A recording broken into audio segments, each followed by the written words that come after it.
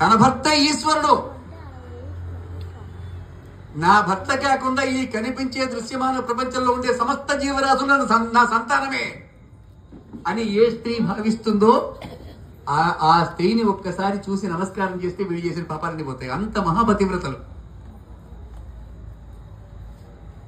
ఇప్పటికీ ఉన్నారు. ఇప్పటికీ కోట్లలో ఉన్నారు మహాపతివ్రతలు. ఈ మీడియా ఛానళ్లు టీవీలు పాడు చేస్తున్నాయి వీళ్ళని. అటవీ సీరియల్స్ తీసి మంగళసూత్రం తీసి విసిరి కొట్టి మంగళసూత్రం తీస్తారా? బయటికి కనపడకూడదు సూత్రాలు. పరపురుషుడు ఎవరు చూడకూడదు మంగళసూత్రాన్ని.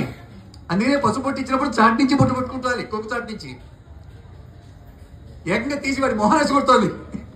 వెంటనే వెళ్ళిపోతారు కార్యస్కరి. సీరియల్ చూసి చూసి పిల్లలు పాపం కొత్తగా చదువుకుంటున్న వాళ్ళకి ఇది వస్తుంది, వాళ్ళు అది కూడా చేస్తున్నారు. ఇప్పుడు తన భర్త మాత్రమే ఈశ్వరుడు. ఈ దేవుళ్ళు దేవతలు అందరికన్నా నా భర్తే గొప్పవాడు, వీళ్ళు కూడా నా సంతానమే. త్రిమూర్తులు ముగ్గురు వెళ్ళి పరీక్షించడానికి వెళ్ళారు. వాళ్ళు కూడా వాళ్ళ పిల్లలు చేసి పాలించి పంపించింది ఆవిడ. స్త్రీ అంటే అది. నా భర్త తప్ప ఈ సృష్టిలోని సమస్త జీవరాశులు నా సంతానమే అనే భావనతో భర్తని ఈశ్వరుడుగా ఆరాధించాలి. అబ్బా మీరు ఎప్పుడో అవుట్డేటెడ్ అని చెప్తున్నారండి, ఇప్పుడు మేమంతా అల్ట్రా మోడర్న్ లేటెస్ట్ అని అనుకుంటున్నారా? ఎప్పటికీ సృష్టి ఇదే మారి ఉంటుంది. నీ బుద్ధే మారింది, విశ్వంలో ఇంకేది మారలే.